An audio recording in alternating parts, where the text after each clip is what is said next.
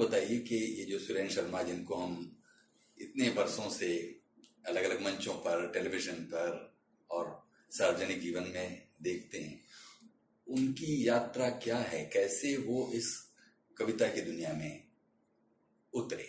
कहाँ से शुरू हुई आपकी यात्रा? कविता की दुनिया में तो मुझे लगता है मैं अभी तक नहीं आया।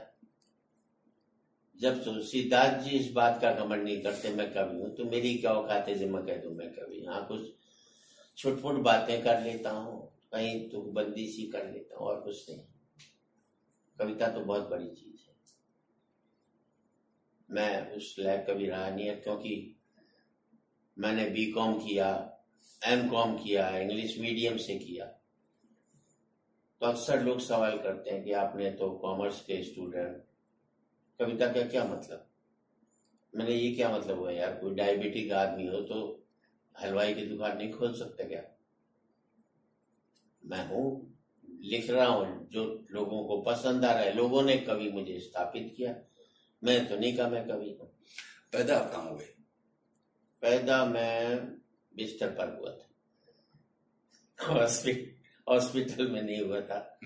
एक दाई के द्वारा पैदा हुआ था अपने गांव में, जिसकी आबादी मुश्किल से बामुश्किल तब 1000 ही होगी।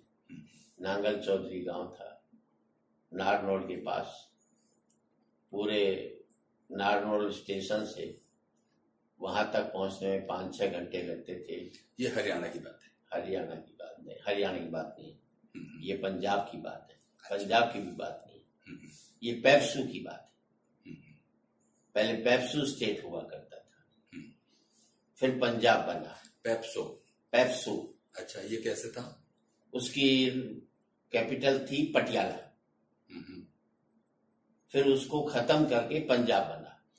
अच्छा, मतलब मेरी स्टेट का जड़ मूल से अंत कर दिया सरकार। अब कहीं दूर दूर तक नाम नहीं। फिर पंजाब के बाद डिवीजन में फिर ये हरियाणा में आया। उससे कहीं पहले कभी राजस्थान में भी रहा होगा। तो मैं जब पैदा हुआ पेप्सू में हुआ, बाद में पंजाब में हुआ, फिर बाद में हरियाणा में आया। और मेरे पिताजी मुझे यहाँ पर 4 या 5 साल की उम्र से लिया है। आपके पिता क्या करते रहे? हमारे पूरे खानदान में आयुर्वेद का काम था। हमारा गांव में जो परिवार जाना जाता है, वैद्य परिवार के नाम से जाना जाता है। मेरे बाबा 3 भाई थे। मेरे बाबा गांव की किसानी वो सब देखते थे। दूसरे 2 बाबा थे, एक राजस्थान सूरजगढ़ चले गए। वो लकवे का इलाज करते थे 1 हफ्ते के अंदर, और साल के 10-15 हजार मरीज उनसे लकवे का इलाज कराते थे, और 1 हफ्ते में लकवा ठीक कर देते थे, कैसा भी हो। दूसरे बाबा कलकत्ता गए, वहां उन्होंने आयुर्वेदिक फैक्ट्रियां खोली, विश्वनाथ आयुर्वेद भवन प्राइवेट लिमिटेड। 6 जगह उन्होंने फैक्ट्रियां खोली। मेरे फादर इधर आकर के फिर हमने आयुर्वेदिक मैन्युफैक्चरिंग का, मेरे पिताजी ने सत्यनारायण आयुर्वेद भवन लिमिटेड करके यहाँ पर काम शुरू किया। और लोग कितने भाई बहन? मेरे 2 भाई हैं और 2 बहनें। अच्छा, आपका नंबर कौन सा है इसमें? मेरा सबसे बड़ा। सबसे बड़े आप ही। तो आपने फिर अपने पिता के कारोबार को आगे नहीं बढ़ाया? नहीं बढ़ाया ना मैंने। कई सालों तक मैंने खुद दवाइयां बनाई है सारी आयुर्वेदिक। तो फादर मेरे से कभी भी स्कूल में भी क्या करते थे, जैसे 7वीं में ही पढ़ता था कि आज ही ऑफिस फैक्ट्री हमारी नए बांस में थी, छोटी मोटी, गोली बना ले, लेबल चिपका ले, शीशी साफ कर ले। तो उन्होंने मुझे कभी खाली नहीं बैठने दिया। और स्कूल में तब इतनी पढ़ाई होती थी कि आपको जरूरी नहीं आप घर बैठ करके पढ़े या ट्यूशन लगाए। मुझे आज तक याद नहीं मैंने कभी कोई ट्यूशन लगाई, क्योंकि वहीं जो पढ़ लेते थे उसी को आप ध्यान से अगर सुन लो तो फिर आगे जरूरत नहीं होती थी पढ़ने की। तो मैं रात के 7-7, 8-8 माँ नाराज भी होती थी, ये क्या करते हो छोटे बच्चे से। पर उनको नहीं, खाली नहीं बैठना चाहिए। फिर जब मैं फर्स्ट ईयर में गया तो उन्होंने हाथ में बैग दे दिया मेरे कि सारे स्टेशंस पर जाओ, ऑर्डर बुक करो, दवाई सप्लाई करो, पैसे इकट्ठे करो और इस धर्मशाला में रुकना। और इस ढाबे का खाना खाना, क्योंकि मैं वेजिटेरियन हूँ, ना प्याज ना लहसुन, और कहीं चाय भी पियो तो पहले उससे पूछता था क्यों भाई तुम्हारे अंडा है क्या, वो कह देता है तो वहां चाय नहीं पीनी। तो मुझे ध्यान नहीं, मैं कॉलेज तक कभी कनॉट प्लेस में या किसी रेस्टोरेंट में कॉफी भी पिए, घर का ही खाना खाना होता था, ये होता था। फिर कॉलेज के सेकंड ईयर में, कॉलेज कौन सा था? Shri Ram college of commerce, तो तब 51% में मेरा फर्स्ट लिस्ट में एडमिशन हुआ था। और एक कॉलेज में हमारा दोस्त था प्रहलाद करके, उसने बाद में एक ऑर्केस्ट्रा पार्टी भी खोली, प्रहलाद एंड कंपनी, जो ऑर्केस्ट्रा की प्रारंभिक थी और पूरे देश में वो कार्यक्रम करने जाते। वो विटिएस्ट पर्सन था। अभी है? नहीं, उनकी डेथ हुई अभी 5 साल पहले कैंसर से। वो 6 हम लोगों का ग्रुप ऐसा था जिसमें सुबह से शाम तक हमें एक दूसरे की खिंचाई करते थे।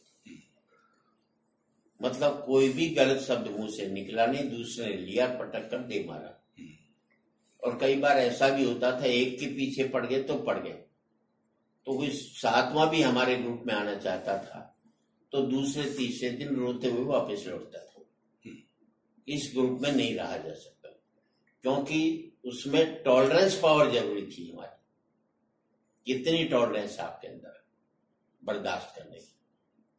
और फिर उसका ये हुआ कि कॉलेज में कभी समय सुनने जाता था, उसका मुझे शौक था, तो जो हाथ से कभी पढ़ते थे तो हमारे दोस्त बोले यार ये काम तो अपन रोज कर लेते, तू लिख दी। क्या लिखा? कविताएं। हाँ। वैसे ही मैं विमलेश जी का भगत था जो राजस्थान में हाथ से लिखते थे, उनको सुनने जाता था। क्या नाम उनका? विश्वनाथ शर्मा विमलेश। अच्छा। अद्भुत हास्यरस के कवि, उनसे बड़ा कोई हास्यरस का कवि नहीं हुआ। उनकी कोई लाइन याद आती है? कोई एक आध लाइन? उनकी कई लाइन हैं कि धोली धोली 1 लक्ष की बट्टी थी ना, वह काली कैया होगी। मैं बोलो रे छोरो तने मालूम को नहीं, बट्टी से तेरी मां ना करके गई है। तो काफी, और वो भी सीरियस होकर ही कविता पढ़ते। उन्होंने राजस्थानी में रामायण लिखी, उन्होंने राजस्थानी में गीता लिखी, बहुत काम किया उन्होंने।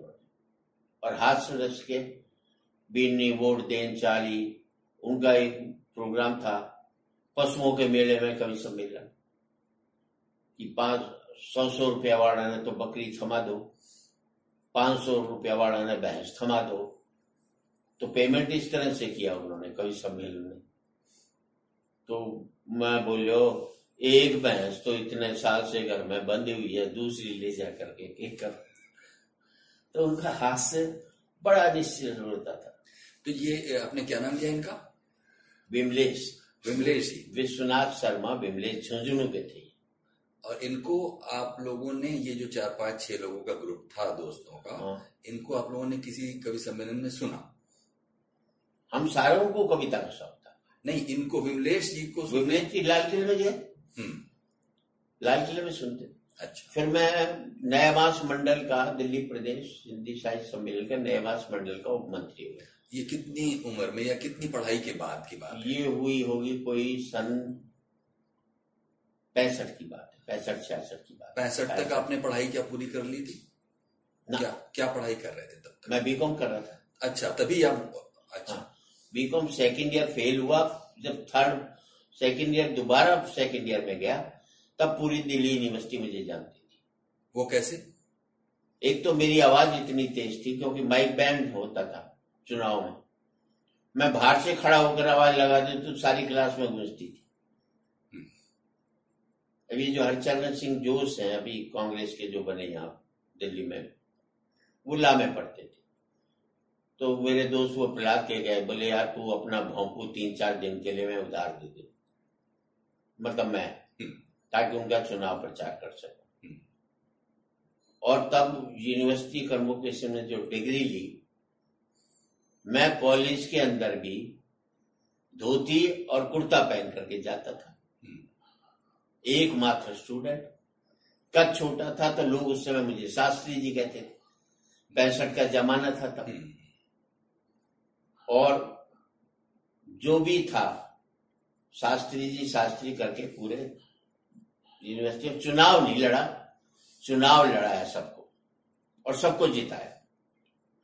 क्योंकि एक ही नियम था, जो फर्स्ट ईयर का स्टूडेंट आता था हम उसको रैगिंग से बचाते थे और उसको चाय पिलाते थे।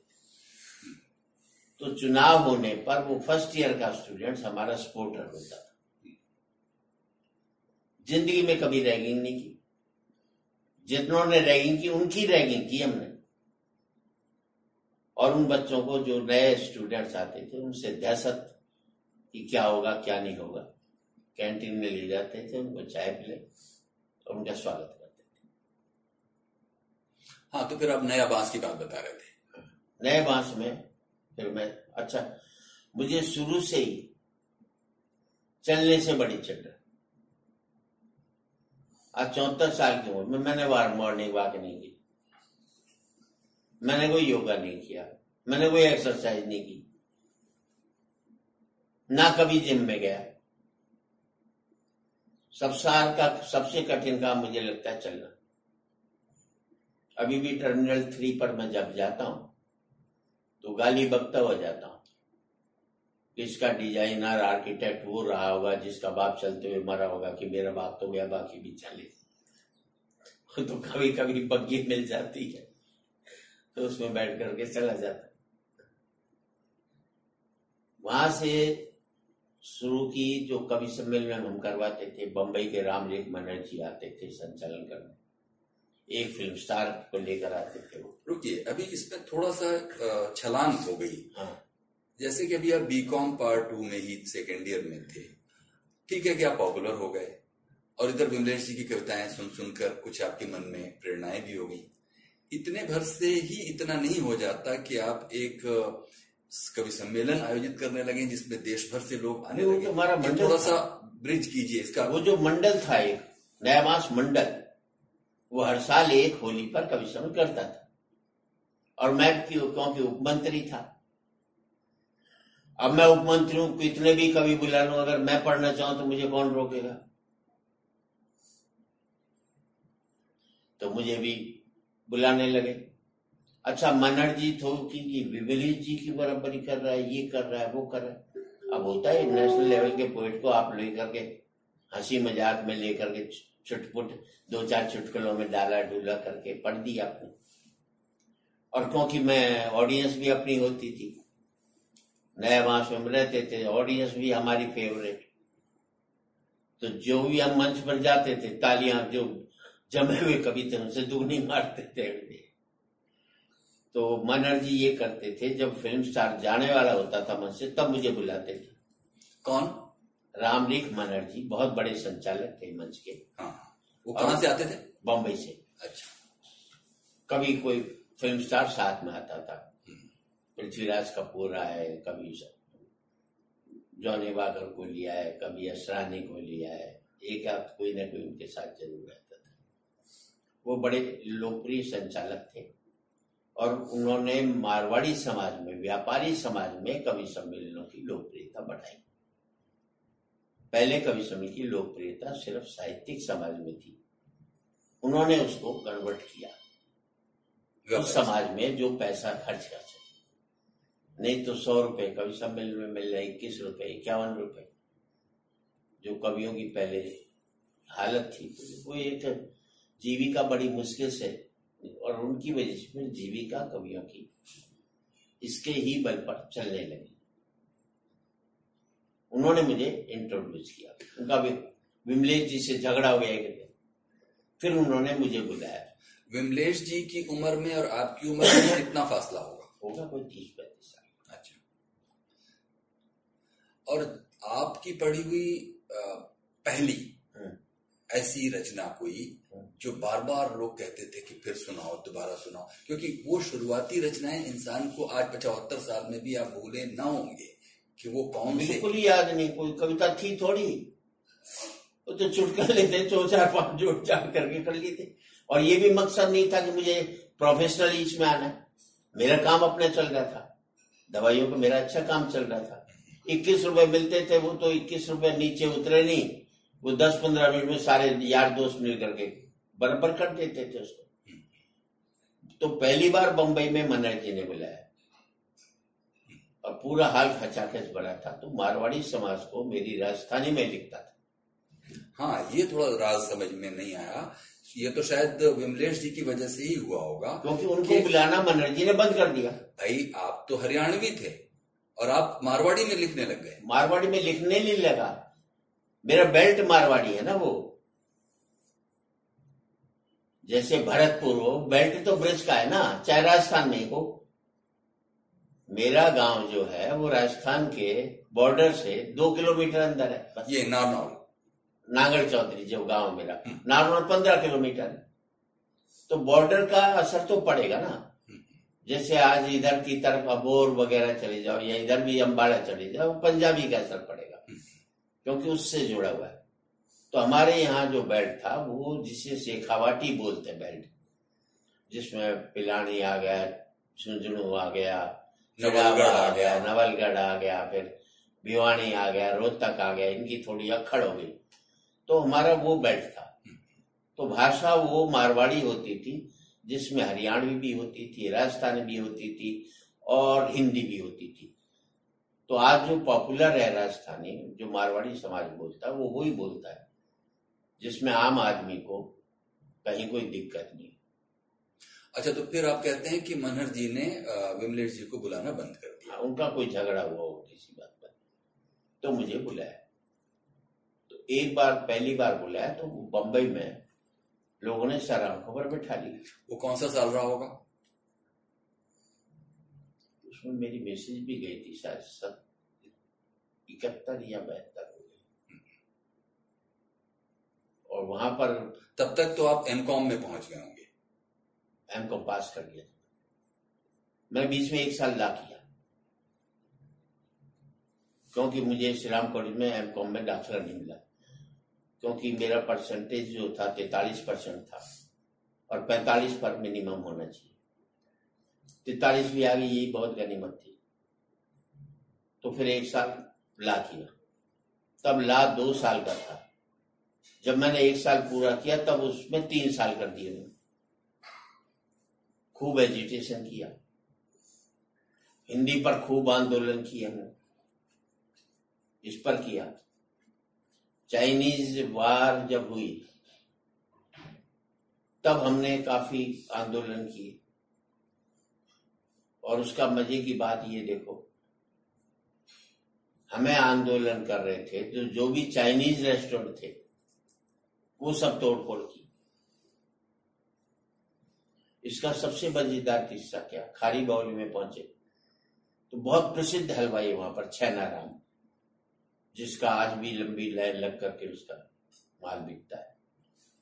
अब उसने अंग्रेजी में बोर्ड बना रखा अपना, वो स्पेलिंग CHAIN है। वो क्या चाइना है ये तो। बोले भाई साहब मेरा नाम छैनाराम है, मुझे दूसरी स्पेलिंग बता दो। बोले नहीं, चाइना शब्द तो टिकने नहीं देंगे।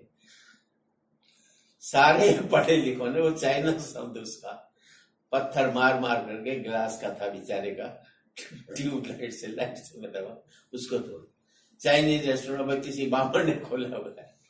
बोले नहीं, चाइनीज चीज तो रहेगी नहीं। इस हद तक विरोध किया। हिंदी में फिर जितने भी अंग्रेजी के साइन बोर्ड वो गिराए। हिंदी आंदोलन एक बहुत भयंकर रूप से चालू किया। पर मैं आंदोलन में शारीरिक जरूर रहता था, तोड़फोड़ नहीं कर पाया। दिल्ली की पहली बस मिरांडा हाउस के सामने चली।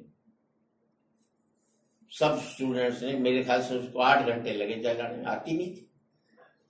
कैसे चला, उसको टेढ़ा किया, सारों ने मिलकर के नीचे गिराया। नीचे गिरा करके उसमें से फिर डीजल जो निकला उसको लीपा पोता, मेरे ख्याल से 6 घंटे लगाए।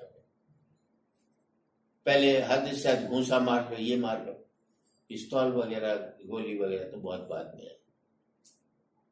गुंडागर्दी होती थी, पर उसमें एक कहीं ना कहीं एक स्तर होता था। मतलब नए नए मियाँ अल्लाह अल्लाह पुकारे, तो पहले तो उससे पहले ये भी चीज नहीं होती थी। और प्रिंसिपल्स के हमारे जनरल वैस साहब थे, वो साइकोलॉजी से ठीक करते थे। एक लड़का कॉरिडोर में सिगरेट पी रहा, उन्होंने उसको बुलाया, अपने कमरे में ले गए, बोले देखो बेटे, कॉलेज में पियोगे ना, अच्छा हो, बदनामी होगी, कॉलेज की भी बदनामी होगी, तुम यहाँ जब भी मन करे ना तो मेरे कमरे में आकर पी लिया करो। और उसे बोले कौन सी सिगरेट पी, तो मैं यही मंगवा, और रोने लगा बच्चा। जिंदगी भर फिर उसने सिगरेट नहीं पी। तो उनका ये रवैया रहता। खैर, तो फिर आप याद कर रहे थे कि मनहर जी ने जब बम्बई बुलाया आपको, तो वहां काफी आपके जलवे हो गए। 500 रुपए मिले पेमेंट के, और एक धर्मशाला, पंचायती धर्मशाला में रुकवाया। सारे कवियों को वहीं रुकाते थे, और एक पर्ची दे देते थे कि ये ढाबा है, यहाँ पर फ्री खाना खा लेना, एक पर्ची दिखाकर।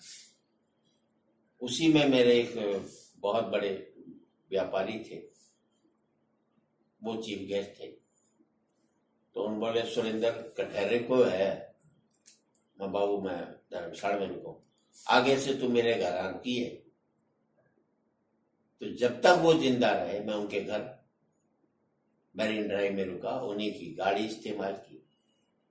इतना स्नेह उन्होंने दिया, जो कि आज भी उनके बेटा जो है विजय बर्लिया, जो एपीजे इंस्टीट्यूट है उसको संभालता है, बहुत बड़ी फार्मास्यूटिकल्स कंपनी। आज भी उस परिवार से वैसा ही मेरा संबंध अभी तक चला है। क्या वजह रही होगी जब उन्होंने कहा होगा कि मेरे घर रुको? क्या आपको लगता है, क्या उन्हें लगा कि अपनी भाषा को एक आदमी है, बस सदा उन्हें गया। मैंने कोई हिंदुस्तान का शहर ऐसा नहीं जहां मैं घर पर नहीं हूं। मैं बंबई में हर 1 किलोमीटर पर मेरा घर। मैं अगर कभी गलती से होटल में रुक भी जाऊं तो खाना मेरा घर से आता, मैं होटल का खाता ही नहीं। मैं अमेरिका जाता हूं तो भी खाना घर से आएगा, या घर पर ही रुकूंगा, क्योंकि वेजिटेरियन है और प्याज लहसुन का भी चक्कर होता है। तो मैंने कवि सम्मेलन में अच्छे लोग नहीं मिले, कवि संघ के जरिए बहुत अच्छे लोग। डीआर मेहता साहब मिले, जो जयपुर बैंक का काम करते, लक्ष्मण सिंह भी साहब मिले, टीबी झुंझुनवाला, शीला झुंझुनवाला, धर्मवीर भारती, एक से एक बड़े साहित्यकार भी मिले, भवानी दादा। वही पूछता हूं आपसे कि जैसे वो जो पहला सफर था बंबई का, जिसमें 500 रुपए मिले, अब ऐसा लग रहा होगा आपको भी कि मंच ही आपकी जगह है, जहां जो आप काम कर रहे हैं, चाहे बोली जाने वाली भाषा या उससे पैदा होने वाला हास्य, ये कुछ एक ऐसा काम है जो एक जिम्मेदारी का भी काम है। ये सब कुछ एहसास होने लगा था?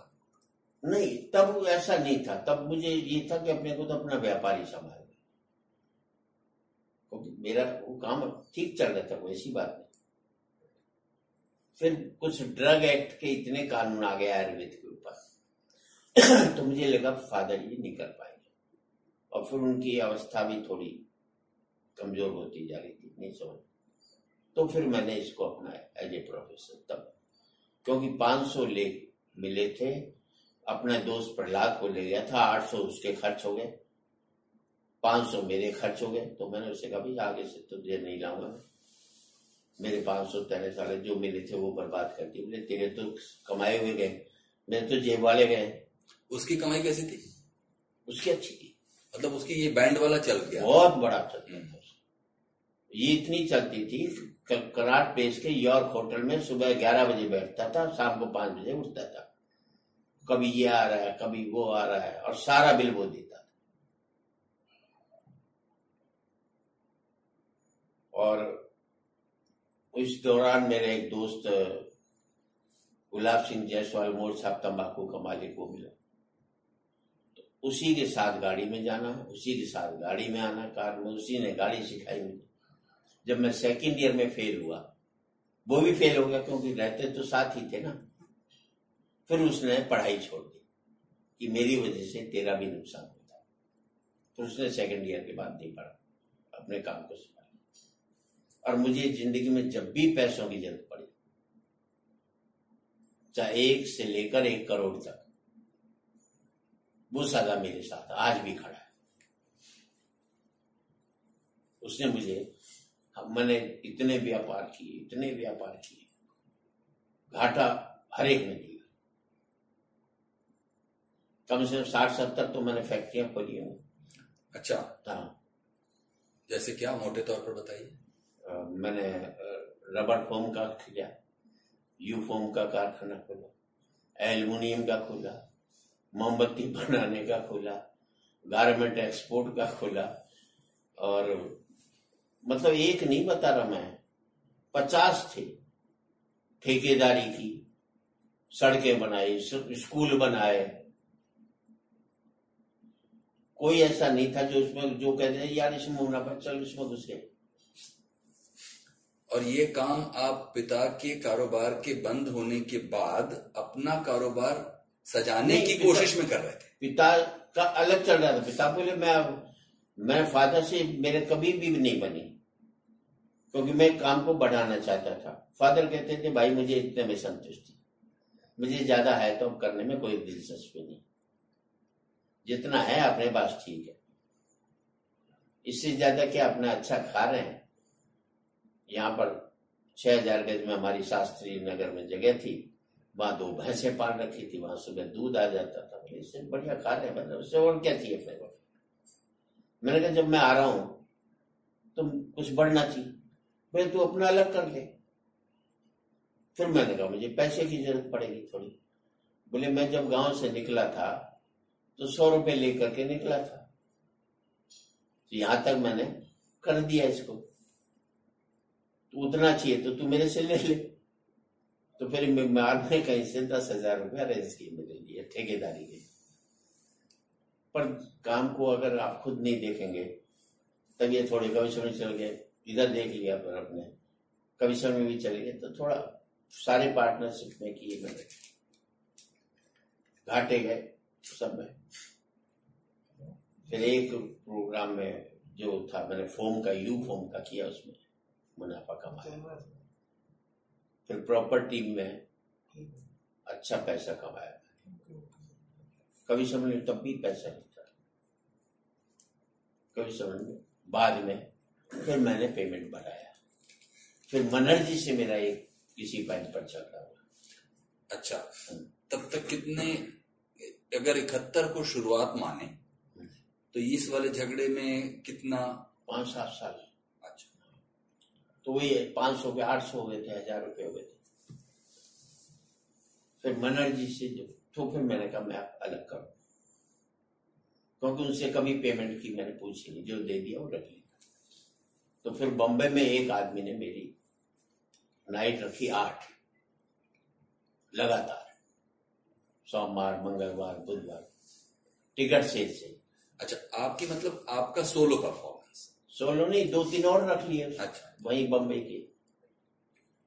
और उसमें पर प्रोग्राम मैंने 8,000 दिया।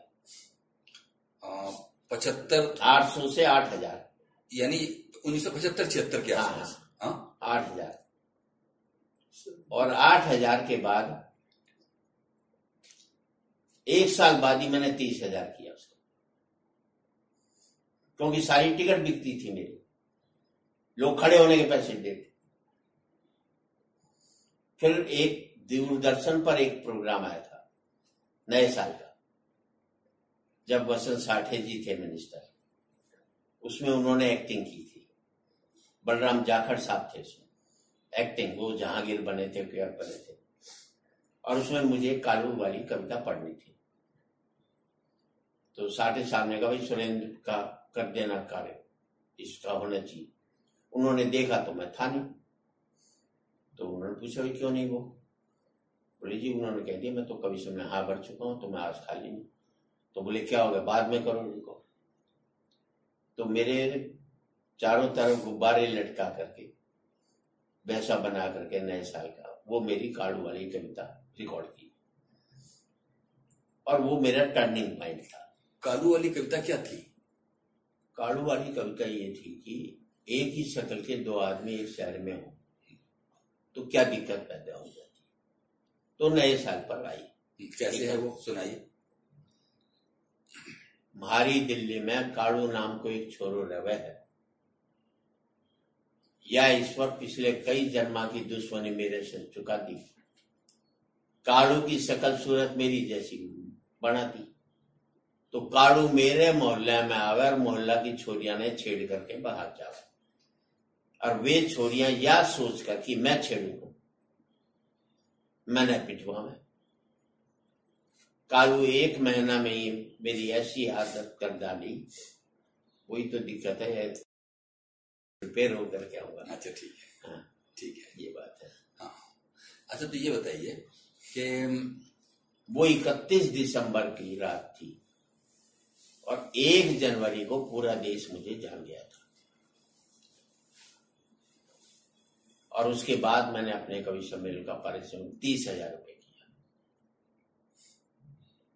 और टिकट से भी के सारे पूरे देश के अंदर सुरेंद्र शर्मा 4 लाइना और टिकट के शो। उसमें बंबई के आस्करण अटल होते थे, एक श्याम ज्वालामुखी थे, बाद में उसकी बॉम्बे बम ब्लास्ट में डेथ हो गई।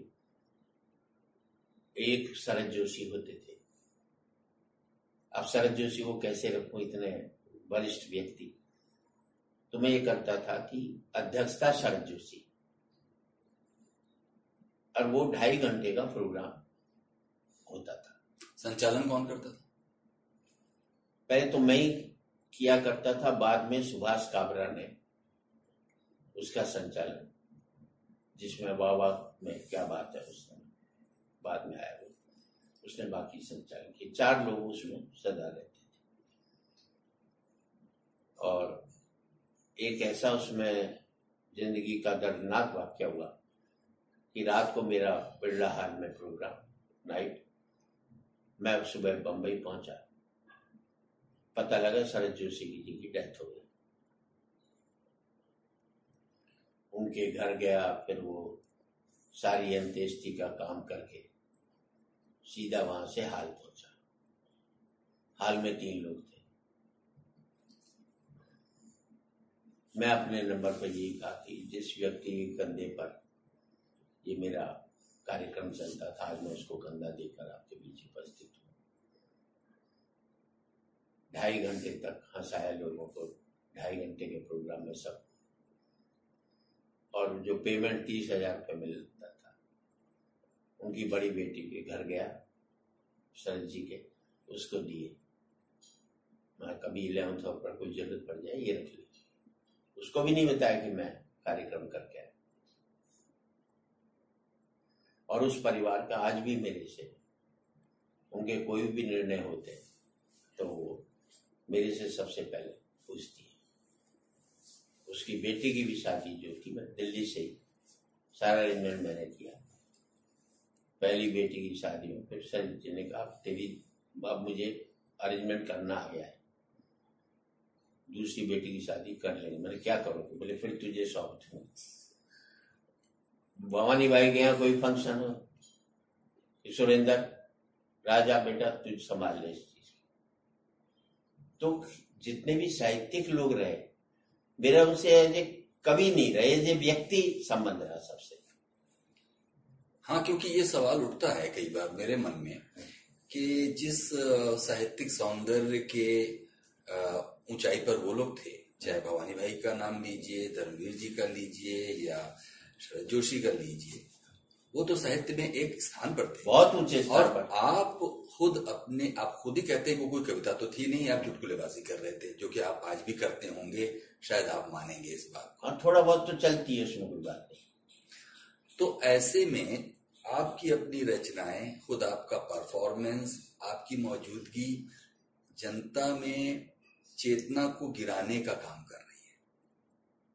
मैं कहूं तो कि आप रंग को लेकर, महिला को लेकर, किसी कमजोरी को लेकर आप मजाक उड़ा रहे हैं, क्योंकि साहित्यिक सौंदर्य नहीं है। गलत बात आप करें। मैं महिला पर हास्य करता हूं, उपहास नहीं करता। हास्य और उपहास में बहुत बड़ा अंतर है। मैं हास्य करता हूं इसलिए सारी महिलाएं पुरुषों से ज्यादा मेरी प्रशंसा करें। 90% लोग महिला को लेकर के उपहास करते हैं। मैंने कभी जिंदगी में हास्य किया उनके साथ, तो इसलिए जो मैक्सिमम अप्रिसिएशन है, मैं जो भी कविता लिखता हूं, महिला पर जो भी लिखूंगा, अंत में पटकनी पुरुष को ही मिलती है, एंड में महिला को नहीं मिलती।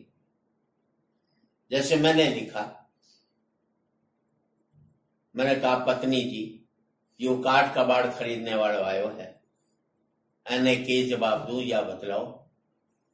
वह बोली, जवाब देने की क्या जरूरत है, उसके साथ ही चले जाओ। तो मैं अपने आप को हिस्सा बनाता हूं हंसी का, महिला को नहीं बनाता। और कई भी देख लो ना, जैसे मैं कहता हूं कि देख शेर की खाल लाया हूं, अब लोग हंस पड़ते हैं। हंसने की जरूरत नहीं, शेर कोई घराड़ी से ज्यादा खूंखार थोड़ी होता है। देख शेर की खाल लाया हूं, पर आज तो गजब ही हो जातो, एक मौको ऐसो आए तो कि शेर मैं नहीं खा जातो।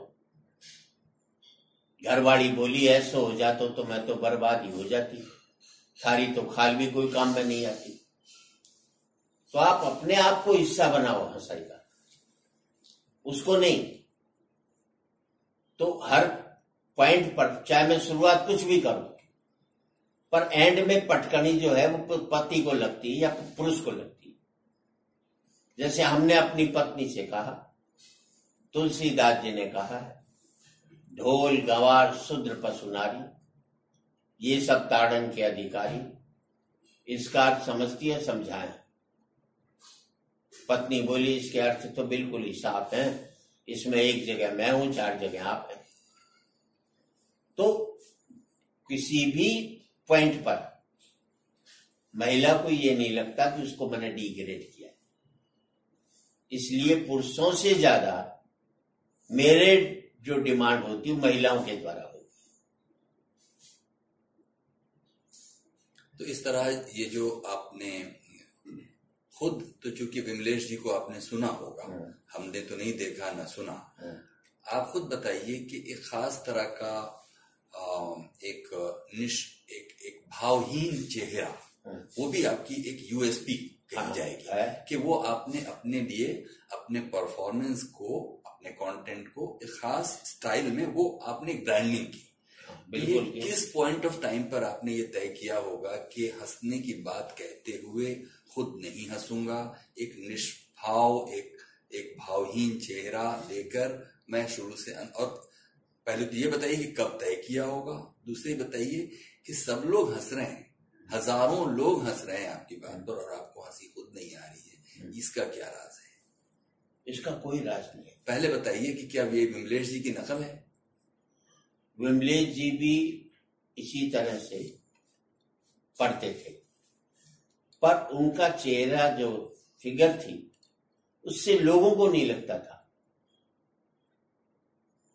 कि वो ऐसा मुख मुद्रा उनकी है। मेरा इस साथ क्या है, मेरा एक ही मानना है कि इसको मैंने चुना नहीं, अपने आप इनबिल्ट आई मेरे में। और उसका फायदा क्या हुआ कि अगर मैं हाथ पैर चलाऊंगा, ये करूंगा, वो करूंगा, कि लोगों का ध्यान मेरे हाव भाव पर भी रहेगा, मेरी कविता पर भी रहेगा। अब मैं बिल्कुल स्ट्रेट फेस में रहता हूं तो 100% लोगों का ध्यान मेरे शब्दों पर रहता है, और जब 100% रहता है तो उसका रिस्पांस भी 100% आता है।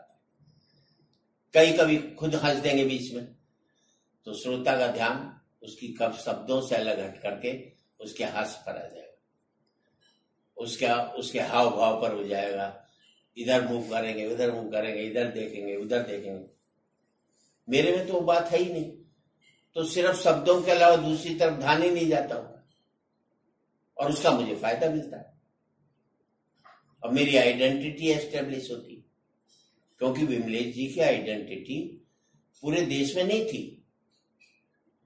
क्योंकि उनकी राजस्थानी एक शुद्ध राजस्थानी होती थी, जो राजस्थानी लोगों को ही समझ में आती थी। मैं तो आदिवासी इलाकों में भी, बस्तर में भी जाता हूँ, जगदलपुर में भी जाता हूँ, विदेशों में भी जाता हूँ, वहां मैं राजस्थानी की एक आधी कोई मुश्किल से पढ़ता हूँ। मैं सारा हिंदी में ही पाठ करता रहता हूँ, जिसे कहते हैं कि हिंदी की लघु हास्य कथाएं, चाहे उसमें पोएट्री है कि नहीं, मैं लघु सोच समझ करके जो भी बात होती है लोग उसे सोचने पर विवश करते हैं।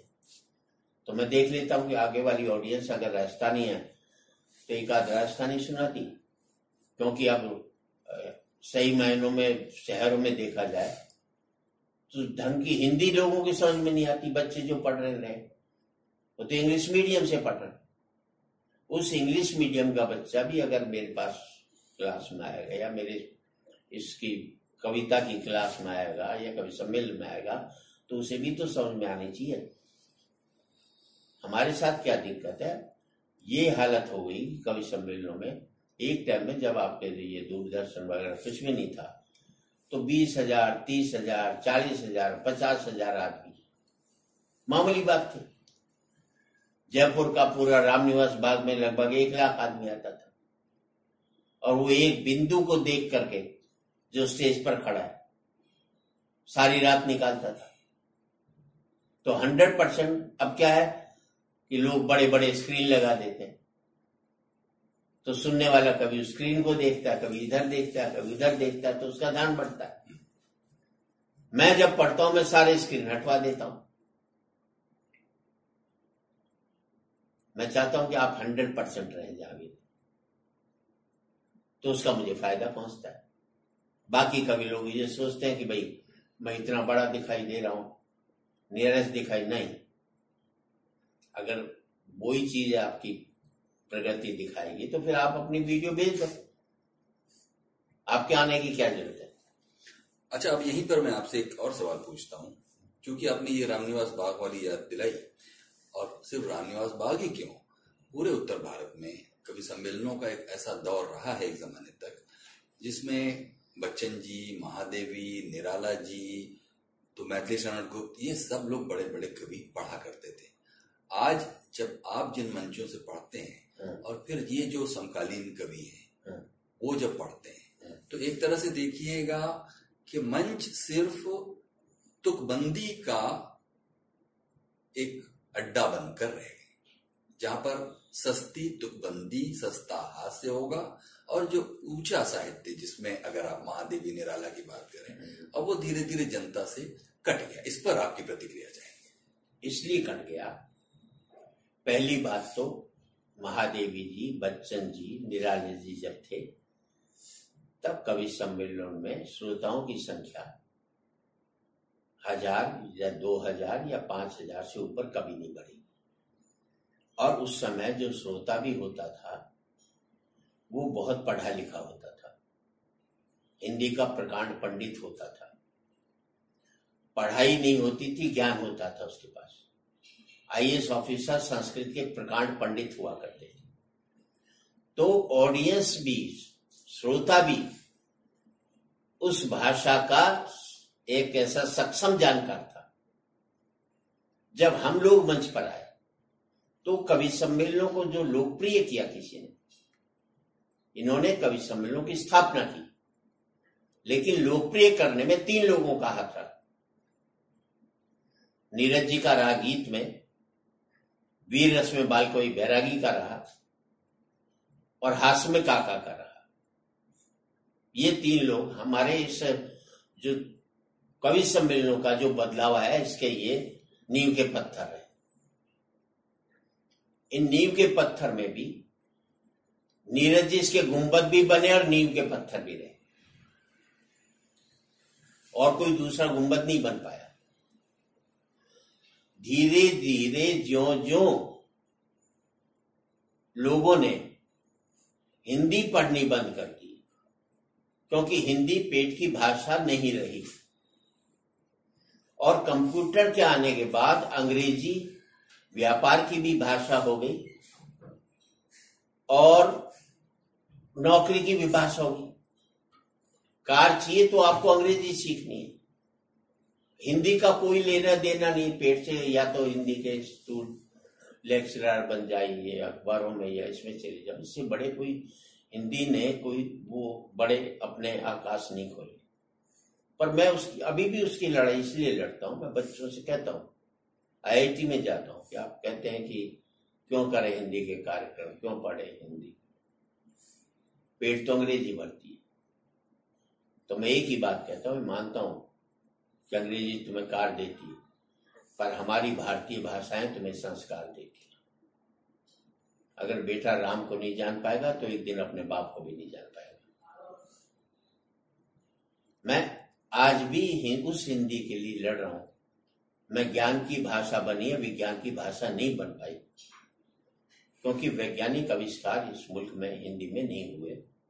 2-3 हुए थे जो आज तक पूरे संसार में चल रहे हैं। एक तो पतंजलि का योग, एक आयुर्वेद, एक कहीं भौगोलिक जो हमारा जीरो आर्यभट्ट ने जो आविष्कार किए, हमारा जो पंचांग का है कि 1000 साल बाद की भी आप जानकारी दे सकते हैं, वो हुआ और उसको सबने सीखा। उसके बाद का कोई ज्ञान वैज्ञानिक उपलब्धि नहीं हो पाई। आज मानता हूं मैं कि हमारे वैज्ञानिक जो है पूरे संसार के अंदर, चाहे स्पेस हो, पर वो सारा अंग्रेजी भाषा के अंदर आविष्कार, उसको उन्होंने सीखा है, नाम उन्होंने कमाया है, ये इससे कोई दो राय नहीं। पर वो भाषा रही, वो अंग्रेजी रही, हिंदी नहीं रही। अच्छा, ये बताइए शर्मा जी के जैसे जैसे इंसान लोकप्रिय होता जाता है कि लोग आपकी तरफ निगाहें उठाकर देखते हैं, आपके लिए अपनी रातें काली करते हैं, पैसे खर्च करते हैं, अपना वक्त लगाते हैं और आकर बैठते हैं कि अगले 4 घंटे 6 घंटे रात भर एक ऐसा आयोजन सुनेंगे जिसमें शर्मा जी को भी सुनेंगे। जैसे जैसे ये होता जाता है और जैसे जैसे आपको लगता जाता है कि अब आप एक अनिवार्य उपस्थिति हो गए उनके लिए, ये चीज तो एक जिम्मेदारी का एहसास देती होगी, मेरा ख्याल है देना चाहिए कि आप एक ऐसे कम्युनिकेटर, एक ऐसे संप्रेषक बनकर खड़े हो रहे हैं जहां से आपकी कही हुई एक बात पर हजारों लोग और कई बार लाखों लोग और कई बार मास मीडिया के जरिए करोड़ों लोग मोटिवेट हो सकते हैं, प्रभावित हो सकते हैं। तो ये जो आप कहेंगे ये बात, जो कही जाने वाली बात है, उसको बनाने के लिए आप कैसे, कहां से माल लाते हैं? माल से कहा, अपने अंदर सोचता हूं मैं। लोग कुछ सोचते हैं, मैं दूसरा सोचता हूं। मैं अभी भी कई बार कोटेशंस डालता रहता हूं। अभी कल ही मैंने प्रोग्राम में कही थी कभी, और एक विचारणीय विषय को उठाया था कि सारे ऋषि मुनियों से, शंकराचार्यों से पूछना चाहता हूं कि राम सबरी के झूठे बेर खा सकता है तो सबरी राम के मंदिर में क्यों नहीं जा सकती? अगर पहले दिन से आपने सोच लिया होता तो आज जो जातीयता के नाम पर जो कड़वाहट है वो खत्म हो चुकी होती। हम उसे बराबर का दर्जा दे चुके होते तो वो हमारे में और अपने में कोई भेद नहीं समझते। वो तब आपने नहीं जाने दिया, उसका परिणाम हम आज भुगत रहे। मैं मंच पर कहता हूं, किसी भी विवाह में जाओ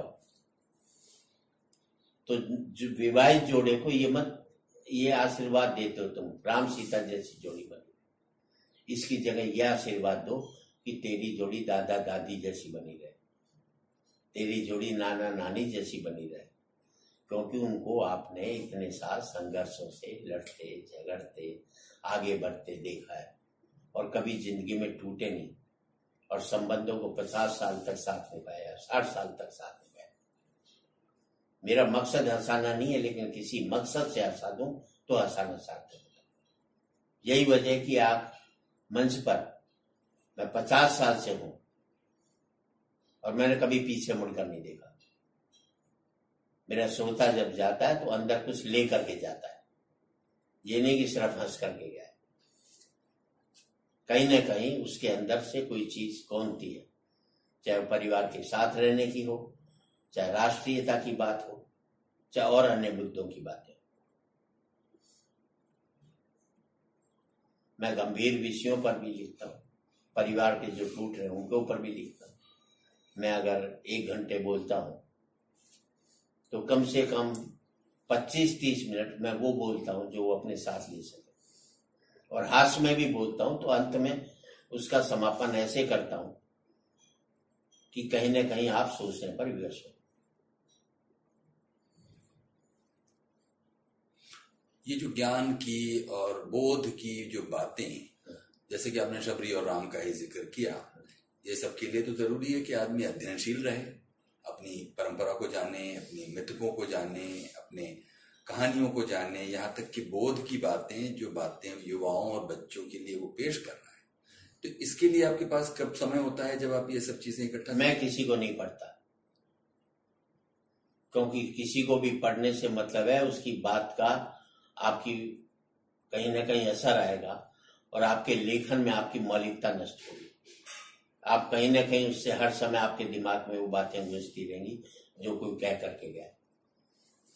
मेरा मानना है कि किसी को नहीं पढ़ोगे तो जो आप प्रेजेंट करोगे वो मौलिक करोगे। जब ओशो कहते हैं कि, जैसे मैं कहता हूं कि ओशो कहते हैं जब आप हंसते तो ईश्वर की प्रार्थना करते हैं, लेकिन मैं कहता हूं जब आप किसी को हंसाते हैं तो ईश्वर आपके लिए प्रार्थना करते हैं। विचार कहीं किसी जगह टिका नहीं है, उससे आगे बढ़ता है विचार, और विचार की सीमाओं में नहीं बांधा जा सकता, उसका सीमित अवकाश। आप बहुत बड़े विद्वान हो सकते हैं, शंकराचार्य हो सकते हैं, ये थोड़ी कि आपसे बेहतर बात कोई नहीं कह सकता। शंकराचार्य पर लिखा जो गिरफ्तार हुआ, तब शायद अखबार ने मेरा कॉलम भी बंद कर दिया था कि मैंने, आप जब गिरफ्तार हुए तब पद छोड़ देते, ताकि जयेंद्र सरस्वती गिरफ्तार होते, शंकराचार्य गिरफ्तार नहीं होते। आपने पद को गिरफ्तार करवाया, ये गलती है। बड़ा कठिन काम होता है। सुरेंद्र जी, जिसको आप कह रहे हैं कि 50 साल हो गए मंच पर और पीछे मुड़कर आपने नहीं देखा, जब आप इस बात का आकलन करते हैं कि आपकी कामयाबी के पीछे क्या रहस्य होगा, मतलब क्या बात है जो सुरेंद्र शर्मा को मंच पर हमेशा लोकप्रिय ही बनाए रख रही है? क्या है जो आप दे रहे हैं समाज को? ना तो मैं पीछे मुड़कर देखता हूं, ना आगे कहां तक पहुंचना ये देखता हूं। मेरा काम चलते रहना, जहां पहुंच जाऊं वही मेरी मंजिल है। मेरा कोई लक्ष्य नहीं है और रुकना काम नहीं है मेरा। जहां पहुंच गया शाम को वही मेरा लक्ष्य है बस। क्योंकि नपुंसक कौमें पीछे की ओर देखती हैं। मैं आज में जिंदा रहना चाहता हूं, आज मैं बेहतर कर जाऊं, बेस्ट है। कल किसने देखा, कल नया सवेरा होगा तो नए सिरे से जिंदगी शुरू कर। तो आपको क्या लगता होगा कि ये जो आपकी कामयाबी है उसकी वजह क्या है? मतलब क्या चीज दे रहे हैं आप समाज को जिससे लोग आपको हाथों हाथ लेते हैं? मैं ये मांग कामयाबी कहां, मैं तो चपरासी हूं। अभी मैं इस क्षेत्र का चपरासी हूं। मैं ये सोचूं मैं एवरेस्ट पर बढ़ गया तो आगे बढ़ने की संभावना खत्म होती है। मुझे लगा कि मैं तो अभी चौकीदार हूं, सम्राट बनने की तो बहुत बड़ी राह तक चलना है मुझे। चलने का काम रुकना नहीं है, जहां चले जाओ वहां। अगर मैं अपने आप को एवरेस्ट पर समझ लूंगा तो आगे बढ़ने की संभावना खत्म होगी। मैं अभी भी वही आम आदमी हूं। जिन दोस्तों के साथ मैं आज 62 में था, उनके साथ उनसे मिलता हूं वैसे ही मिलता हूं। उनको लगता ही नहीं कि सुरेंद्र शर्मा से ही मिल रहे हैं, उन्हें लगता ही नहीं कि वो कवि से मिल रहे हैं। मेरे पिता ने मेरी कविताएं कभी नहीं सुनी, मेरी माँ ने नहीं सुनी मेरी कविता। कि बाप बैठा है हंसी बात कैसे कर लूं, माँ बैठी है कैसे कर लूं हंसी बात। और पत्नी जिनका आप इतना मजाक उड़ाते हैं? मजाक नहीं उड़ाता, फिर आप गलत बात करें। हाथ से करता हूं। उनका क्या कहना है इस पे? उनको क्या कहना है, जब कमाई उसने ही लेनी तो उसने क्या कहना। वो तो चाहेगी और ज्यादा करते हैं कि और कमाइए। हर पति पत्नी की तरफ से डेपुटेशन पर काम करते हैं, कमाता है उसको दे देता, बाद में जेब खर्चा उससे लेता रहता।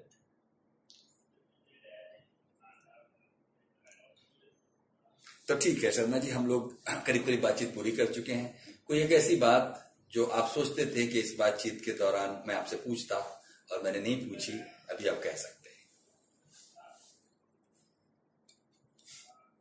दो बातें हैं। एक सबसे चीज, एक बात मुझे जो हॉन्ट की,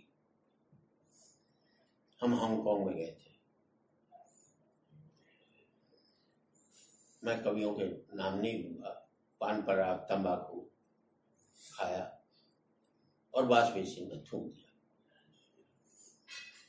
जाम हो जाता है उसमें, तो नीचे से मैनेजर के 2-3 बार नोटिस आए, कृपया वाश बेसिन को साफ रखें। रात को दारू वारू भी पी ली तो लेकर के वो पान पराग के हाथ हुई तकिए से पहुंच दिए। सुबह पहले जब निकले तो ऑर्गेनाइजर को 20,000 रुपए के लगभग उनको पेनल्टी देनी पड़ी, और उसने मैनेजर ने कहा in future no Indian will stay in this hotel. तो मेरे कई महीनों तक वो अंदर तक कचोटता रहा कि हम चादर गंदी नहीं करके आए, मुल्क गंदा करके आए। आज भी मैं विदेश में जाता हूं तो एक बार जरूर कहता हूं, देखो भारत में गलती करते थे तो तुम बदनाम होते थे, यहां गलती करोगे तो भारत बदनाम होगा। तुम्हें अपने को बदनाम करने का हक बनता है, मुल्क को बदनाम करने का हक किसी ने नहीं दिया। और अभी भी जो घटना याद आती है, मैं कहीं भी किसी भी जगह रुको तो मैं इस बात का ध्यान रखता हूँ कि जो वहां का सिस्टम है या वो जो हमें करना चाहिए, जो हम यहाँ नहीं कर रहे। यहाँ से सिंगापुर जाते हैं लोग, फ्लाइट से वो डिस्पोजल बैग ले जाते, तो उसमें थूकते। हिंदुस्तान आते हैं, शीशा खोला, बाहर थूक दिया। जो हम वहां कर रहे हैं वो यहाँ नहीं कर रहे हम लोग। विदेशों में हमें भारतीय मिलते हैं, अब कौन इंडियन? यहां कौन हिंदू है, मुसलमान है, सिख है, ईसाई है, अगड़ा है, पिछड़ा है। हम वहां जाकर भारतीय हो जाते, यहां होकर क्यों बदल जाते? ये चीजें कचोटती रहती हैं दिल में। और मैं कोई भी ऐसा काम जिससे मुल्क जो है अपना बदनाम, वो नहीं कर सकता। राजनीति के ऊपर कुछ भी टीका टिप्पणी करते, लेकिन मुल्क, हालांकि भारतीयता एक गुण है मेरा, मानव अभी तक नहीं बन पाया। वो बनने की प्रक्रिया हो जाएगी, तब मैं समझ लूंगा मैं एवरेस्ट पर चढ़ गया।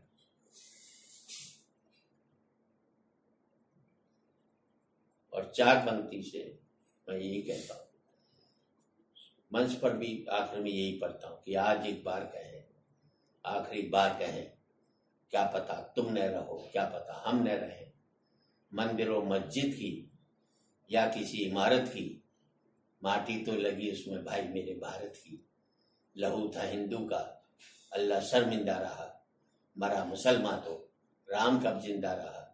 बिखरे बिखरे हैं सभी, आओ एक घर में रहें, क्या पता तुम न रहो, क्या पता हम न रहें। बहुत बहुत शुक्रिया, बहुत शुक्रिया शर्मा जी, बहुत बहुत धन्यवाद आपका।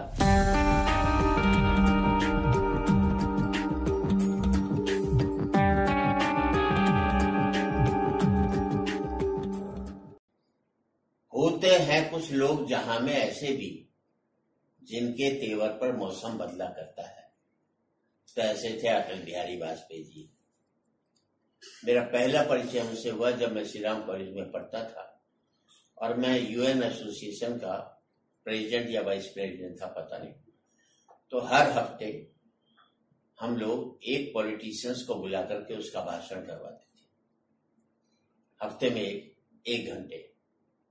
तो अटल जी भी आए, तारकेश्वरी सिन्हा आई, इंदिरा जी आई, इंफॉर्मेशन मिनिस्टर थी उस समय, और मेरे विचार में उस समय आए थे राजनारायण जी। तो एकमात्र हाल अटल जी के समय में भरा, इंदिरा जी के टाइम में भी वो आधा ही भरा रहा। और कॉलेज के ही नहीं, कई बाहर लोगों को जो हाल के बाहर खड़े थे उन्हें रोकने में हमें दिक्कत पैदा हुई।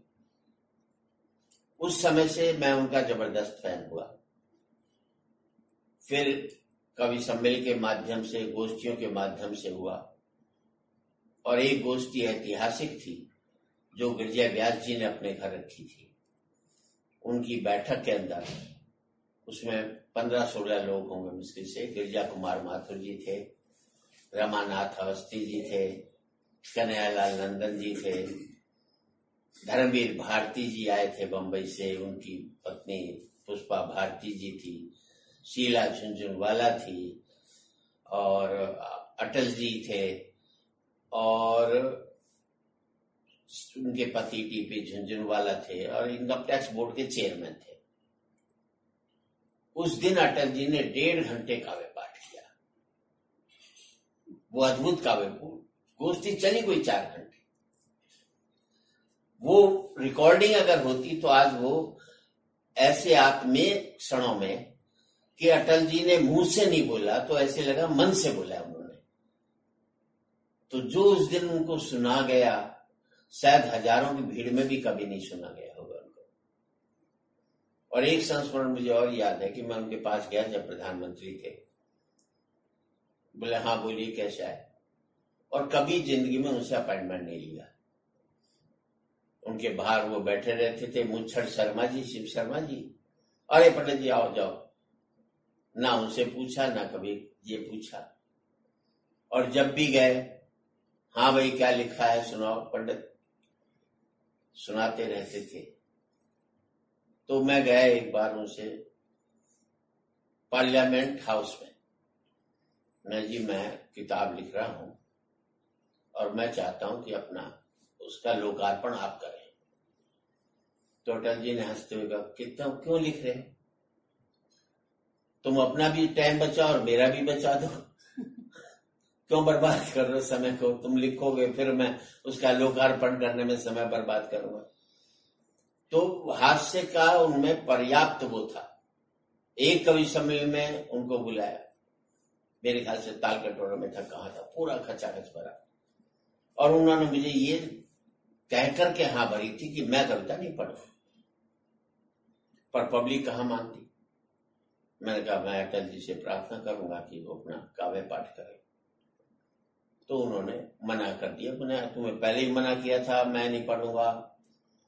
फिर मैंने माइक से कहा, मैंने देखी अटल जी मना कर रहे हैं कि वो नहीं पढ़ेंगे।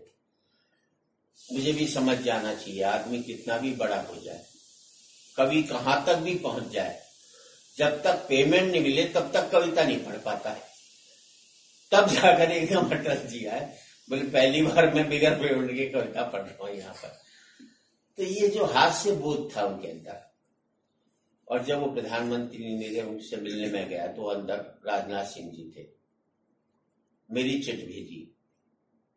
उन्होंने ये नहीं कहा कि 5-10 मिनट बाहर बैठा लो, मैं राजनाथ सिंह जी, तुरंत उन्होंने वहीं पर मुझे बुलाया। मैंने अपनी किताब दी, उसमें समर्पण था समस्त भगवानों को। ये क्यों लिखा? भगवान तो एक है। मैंने आप और मैं जानते हैं इस बात को, लेकिन अगर दुनिया जान जाए इस बात को भगवान एक है तो सारे झगड़े नहीं हो, इसलिए उनको किया। तो उनकी याद आती है, लेकिन मैं एक कवि के रूप में भी नहीं, एक प्रधानमंत्री के रूप में भी नहीं, एक हिंदू होने के नाते भी नहीं, एक मानव होने के नाते उनका सम्मान करता हूं। आदमी भारतीय हो जाए ये बड़ी बात है, लेकिन भारतीयता से बड़ा होना एक मानव होना है, जो अटल जी के अंदर सारे गुण विद्यमान थे। किसी कवि सम्मेलन की ऐसी याद कीजिए जब आपने सोचा भी नहीं होगा कि अटल जी ऐसा व्यवहार करेंगे और ऐसा व्यवहार सामने आया किसी कवि सम्मेलन के। आज तक कभी हुआ ही नहीं, क्योंकि अगर मंच पर आए तो जब भी आए कभी की हैसियत से आए। ये तो लगा ही नहीं ना प्रधानमंत्री की हैसियत से। जब भी मिले तो एक मनुष्य की हैसियत से मिले। यही लगा ही नहीं कि मैं एक प्रधानमंत्री से मिल रहा हूं, मुझे लगा कि मैं अपने किसी बुजुर्ग के से मिल रहा हूं, पिता से मिल रहा हूं या अपने चाचा से मिल रहा हूं। उसी आत्मीयता, उसी स्नेह के साथ जब भी मिले तब मिले। और चूंकि कई कविताएं मंचों पर आपने साथ पढ़ी होंगी, आपने पढ़ी, फिर अटल जी ने पढ़ी, तो खुद अटल जी की पढ़ी हुई कोई ऐसी कविता आपके मन में हो, एक आध लाइन, चार लाइन, तो हमको याद कीजिए। अटल जी की कविताएं, मुझे कविताएं याद नहीं रहती, और आज से 20 साल पहले याद भी रहती थी। अब क्योंकि 74 साल की उम्र में मैं अपनी कविता याद रखा हूं, यही बहुत बड़ी बात है। मैं अपने रिश्तेदारों के नाम भूल जाता हूँ, सबके नाम भूल जाता हूँ। भाई ये ध्यान रहता है जो मुझे पढ़ना है उसके लिए मुझे कागज नहीं देखना पड़े। आज से 25 साल पहले कई कविताएं उनकी याद रहती थी। अब ये कि अपनी नहीं भूलूं, बस इसी बात में दिमाग रहता है। उसके लिए मैं गाड़ी चलाता रहता हूँ ताकि माइंड सेंस मजबूत रहे, इधर से कोई नहीं आ जाए, उधर से कोई नहीं आ जाए। और सही बात है कि हमने पहली बात तो अटल जी के नाम से पहले स्वर्गीय नहीं लगाना चाहिए। कभी कभी नहीं मरता, जब तक उसकी कविता मौजूद रहती है फिजाओं के अंदर, तब तक कभी जिंदा रहता है। हम तुलसीदास के बारे में नहीं कह सकते, नीरज जी गए उनके बारे में नहीं कह सकते, क्योंकि जब तक उनके काम जिंदा है तब तक व्यक्ति जिंदा है। कोई आपने ऐसी कविता लिखी हो जो आप सोचते हो कि वो अटल जी को समर्पित की जाए या उन्हीं की स्मृति में लिखी गई है? ऐसी वो कविता ऐसी लिखूंगा, वो फिर आप टीवी वाले रिकॉर्ड लें वो ऐसी लिखूंगा कि याद करेंगे जिस तरह से बुनाया जा रहा है ना उनको। आदमी निभा, राजनीति ने उनसे रिश्ते निभाए नहीं है, उनके मरने के बाद रिश्ते बनाए जा रहे हैं। उनकी अस्थियों को बिगर अस्थि के अस्थि कलश घूमते पूरे देश के अंदर, ये बड़ा अटपटा सा लगता है। जिस व्यक्ति को कहीं भी गुमनामी के अंधेरे में जिसने प्रधानमंत्री बात बनने के बाद रहा, उसे एक पूरा देश जान जाया, एक देश पूरे देश में उनके आयोजन किए जाए।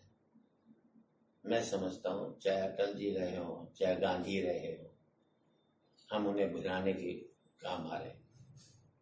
जब वोट आएगा, जब चुनाव आएगा, तब गांधी याद आएगा, तब अटल याद आएगा।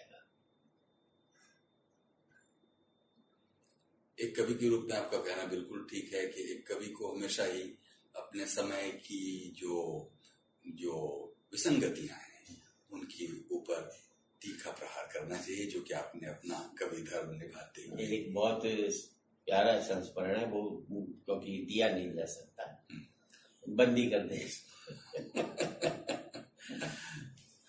जी, बंद कर दे यार इसका। क्या कि वो कार्यक्रम था उसका, NRIs का। विजय गोयल का मेरे पास फोन आया था, वो स्टेट मिनिस्टर थे उनके। यार NRI यार है, कुछ बढ़िया सी करता होना चाहिए, 4-6 पंक्ति, तो मैंने लिख करके भेज दी उनको। उन्होंने अटल जी को दिखाई, बोले किसकी? अच्छी लिखी है। बोले सुरेंद्र शर्मा की। बोला मैं उसकी कविता पढ़ूंगा, क्या बात कर रहे, और वो भी प्रवासी भारतीय। अब वो अटल जी ने भाषण दिया, वो अंग्रेजी में दिया, नहीं जमा। फिर उन्होंने विजय गोयल की तरफ इशारा किया, वो कविता मांगी, और फिर वो कविता पढ़ी उन्होंने, और सारे अखबारों में वो बोर्ड, उसके अंदर बॉक्स कॉलम में वो कविता छपी। फिर आखिर में अटल जी का काव्य प्रेम जगा और उन्होंने ये कविता पढ़ी, वो 6 लाइन पूरे देश के अखबारों में छपी। और वो कविता आपकी थी? कौन सी थी?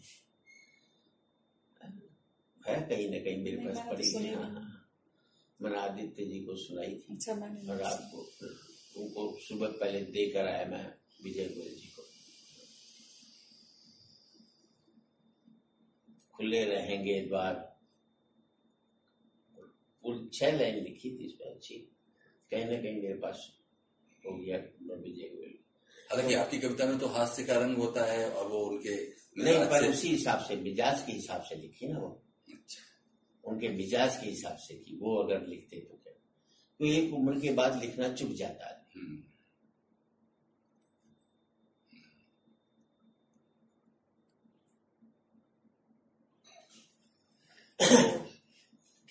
तो बताइए कि आखिर में हमको इसके बारे में कि अटल जी के जो मंच पर होने से दर्शकों के, श्रोताओं के बीच में कैसा उत्साह आपने देखा था? देखिए, अटल जी मंच पर राजनीति से पहले मंच पर थे। नीरज जी के साथ कविताएं पढ़ते थे, तांगे में जाते थे, और एक जगह तो ऐसा भी हुआ कि वो प्रोग्राम पेमेंट नहीं मिली, और क्या करें, ना पैसे जेब में। तो एक कवि कौन था उनके साथ था, शायद नीरज जी थे, उनको लेकर के फिर वो अपनी बहन के घर गए। उनके बहन वहां ग्वालियर वगैरह वगैरह थी, वहां जाकर के उन्होंने खाना वाना खाया। मिलते कितने थे, 20 रुपए मिल गए, 21 रुपए मिल गए, 11 रुपए मिल गए कैसे, पर वो जो जुनून था वो उनको कवि सम्मेलनों से जोड़ेगा। जैसे आज भी नाटकों में पैसा नहीं मिलता, एक जुनून होता है। आज कवि सम्मेलन वो बात नहीं है, क्योंकि पैसा मिलता है तो जुनून नहीं रहा। हमें ये इसमें क्या है कि बाजार आ गया। अब मेरा अभी भी मानना है, बाजार बेशक आ जाए, बाजारों पर नहीं आना चाहिए।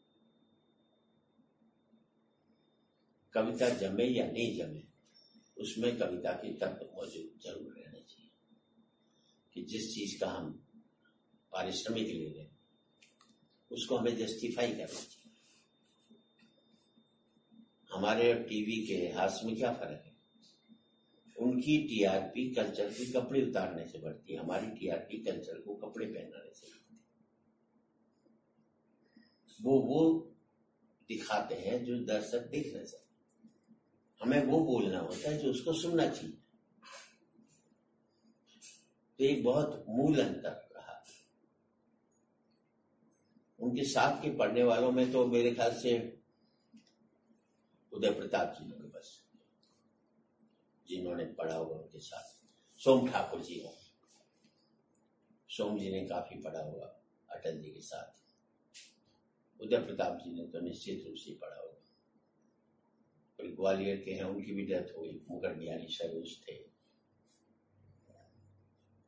बाल कवि बैरागी ने काफी पढ़ा होगा, वो तो संसद में भी रहे साथ में उनके। वो एक चंद्रसेन विराट थे, वो अभी भी है, उन्होंने पढ़ा।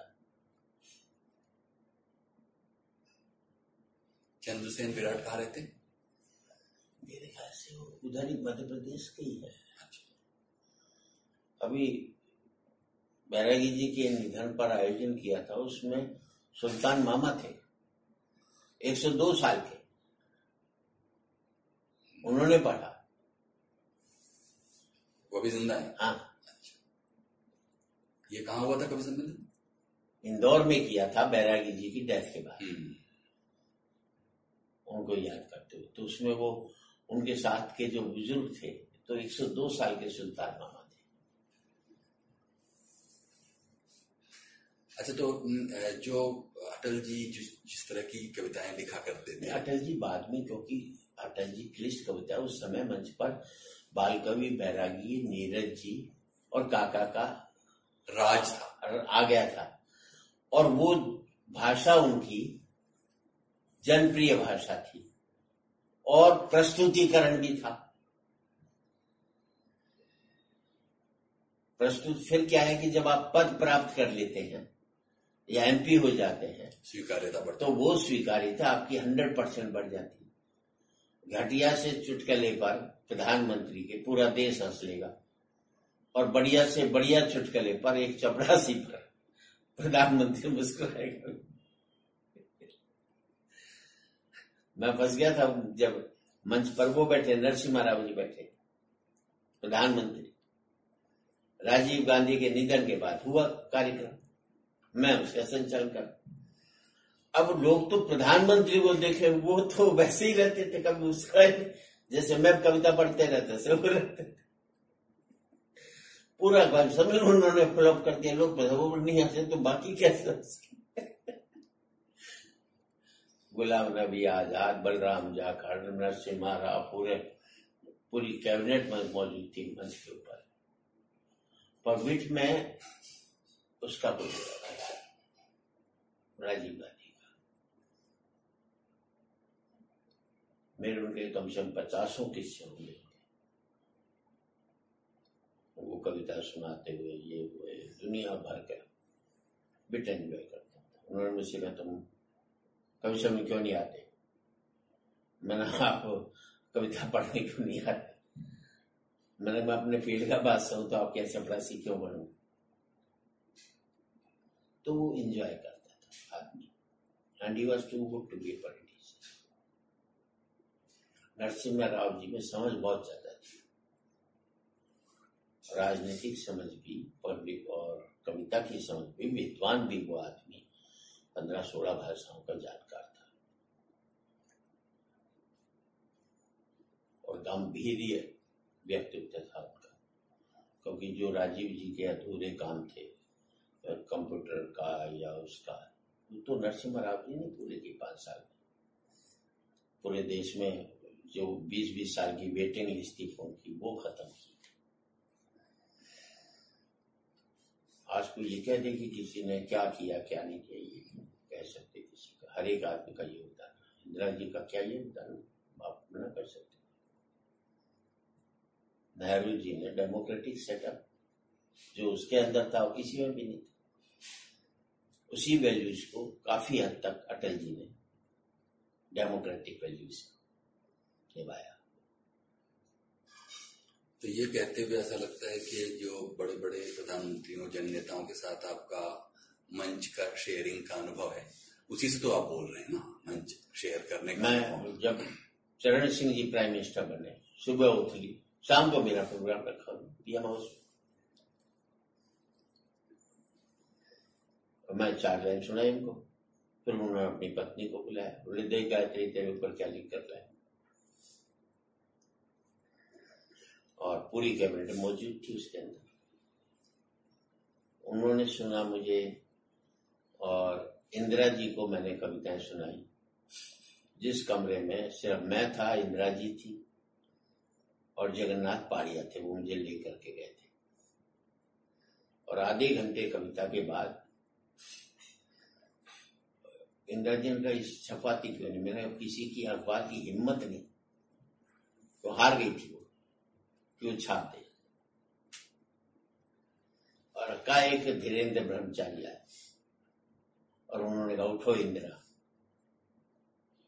और एक झटके में जैसे करंट लग जाता है, इंदिरा जी उठ कर चलते।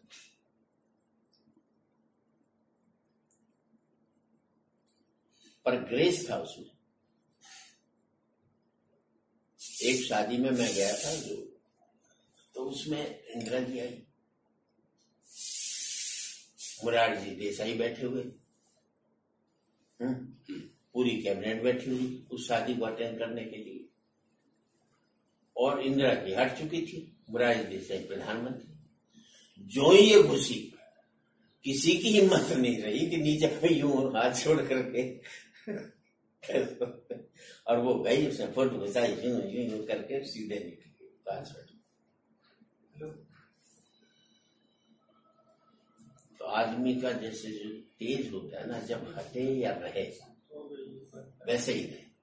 अटल जी प्रधानमंत्री तो भी वैसे, नहीं रहे तो भी वैसे। तो पद जो है उन्हें कद नहीं दे सका, उन्होंने पद को कद दिया। आज भी तो कुछ बड़े बड़े नेता हैं जो बड़े बड़े भाषण देकर बड़े बड़े अपने लिए मजमे इकट्ठा करते हैं, उनके बारे में भी कुछ राय है आपकी? देखिए ऐसा है अगर पर बोल दूं तो मेरा आखिरी बोलना होगा। झूठ मैं कह नहीं पाऊंगा, सत्य कोई बर्दाश्त नहीं कर पाएगा। गधों की मालिश कर करके घोड़े नहीं बनते।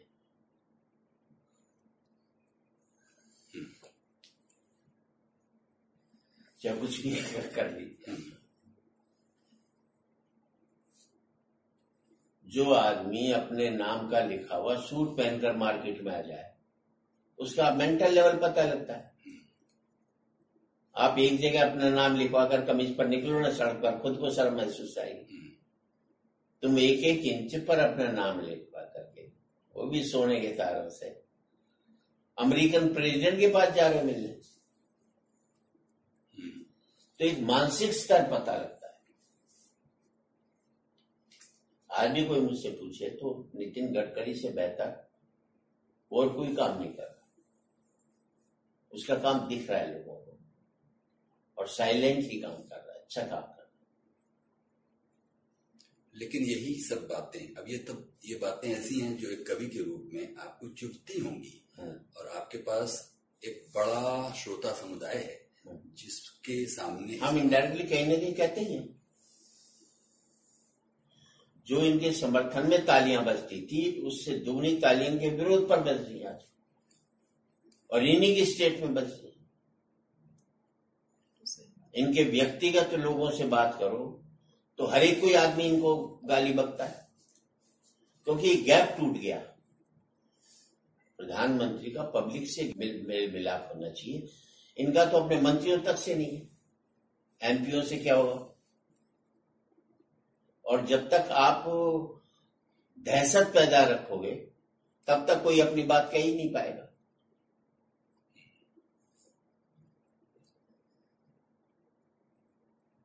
आज सरकारी कर्मचारियों से बात कर लो, हर एक दुखी।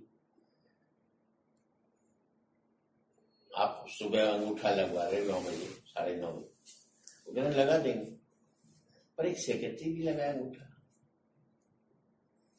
और कोई सेक्रेटरी, मैंने तो ऐसा देखा नहीं गवर्नमेंट ऑफ इंडिया जो 7, 7:30 बजे से पहले वापस निकल जाएगा। सैटरडे को भी उसको आना पड़ता है। भाई 9, 9:30 का अंगूठा लगवा रहे तो 5:30 बजे भेजो, है? जब आने की रिस्ट्रिक्शन है तो जाने का भी तो नियम पालन करो ना। तो उसके तो ना कोई सैटरडे है मौका लगे, संडे को भी है। वो तो 24 आवर्स का सर्वेंट है आपका। और फिर उस दिक्कत क्या, जो उसके साथ उसके स्टाफ में बैठता वो भी बैठा बेचारा है ना। उसका कोई ओवर टाइम है ना कुछ और है, उसकी भी फैमिली है, बच्चे हैं, सब कुछ है। तो ये जो वातावरण पैदा हुआ है, मंत्री आपका सहयोगी होता है, गुलाम नहीं होता।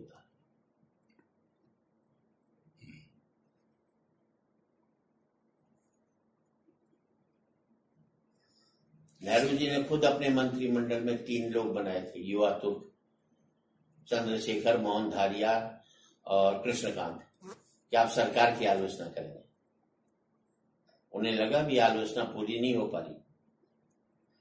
30-40 लोगों के खिलाफ कांग्रेस ने कैंडिडेट नहीं खड़े की, इनको विपक्ष में आना चाहिए। तो वो डेमोक्रेटिक सेटअप, जो आदमी ने निर्गुण देशों का आंदोलन, निर्गुण देशों की स्थापना की,